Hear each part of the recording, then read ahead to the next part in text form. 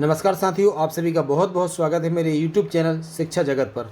जी हाँ साथियों, वैसे तो ये खबर सभी के लिए ज़रूरी है, लेकिन हमारे जो अतिथि शिक्षक साथी हैं उनके लिए यह खबर बेहद महत्वपूर्ण है।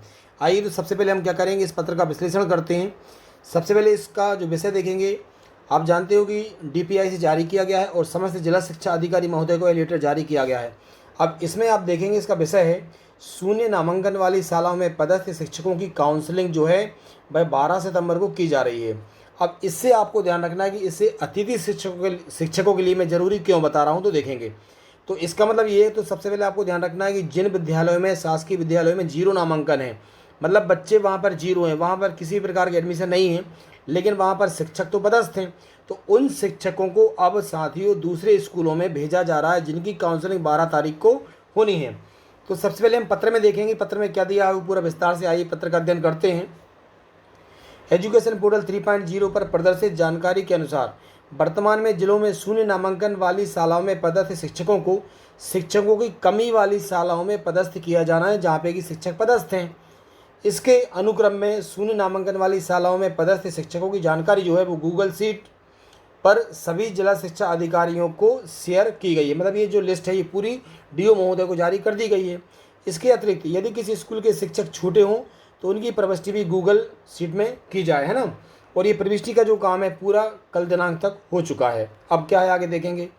इन शिक्षकों की काउंसलिंग 12 तारीख को दोपहर 12 बजे की जानी है, अतः इस हेतु समस्त शिक्षकों को तत्काल सूचित करें।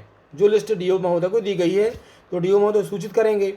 निर्धारित दिनांक और समय पर संबंधित जिला शिक्षा अधिकारी कार्यालय में, हर एक जिले के DO कार्यालय में, DEO कार्यालय जो है वहाँ पे इस टीचरों को बुलाया जाएगा।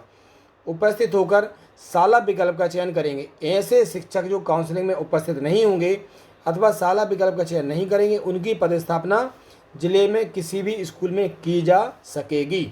और आगे देखते हैं साथियों, इस पत्र को हम जिला शिक्षा स्तर पर काउंसलिंग वरिष्ठता क्रम में की जाएगी। इसे तो जिला शिक्षा अधिकारी ग्रेजुएशन लिस्ट के आधार पर काउंसलिंग करेंगे, अर्थात वरिष्ठ शिक्षक को शाला विकल्प का चयन पहले मिलेगा जो सीनियर टीचर होगा।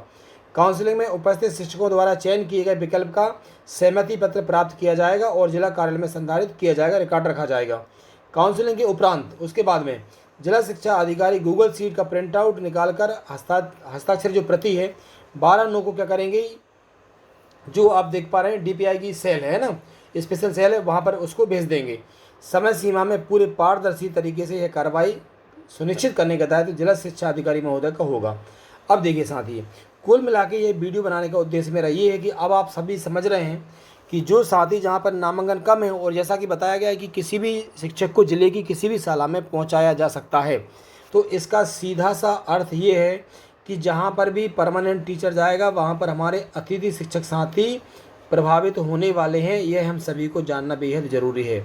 हालांकि मैं भी ये जानता हूँ कि हमारे सभी अतिथि शिक्षक साथी काफ़ी मेहनत करते हैं, पूरी लगन, निष्ठा, समर्पण के साथ अपना कार्य कर रहे हैं, लेकिन यह एक ऐसी व्यवस्था है कि जहाँ पर भी कोई नियमित शिक्षक आता है वहाँ से अतिथि शिक्षक को मजबूरीवश हटना पड़ता है।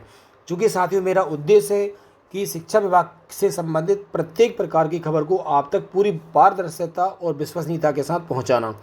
तो निश्चित रूप से आने वाले समय में हमारे कुछ शिक्षक साथी शायद इस व्यवस्था से बाहर हो जाएंगे, लेकिन यह न्यूज़ थी जो आप सभी के लिए ज़रूरी थी, इसलिए मैंने यह वीडियो आप लोगों के लिए बनाया है।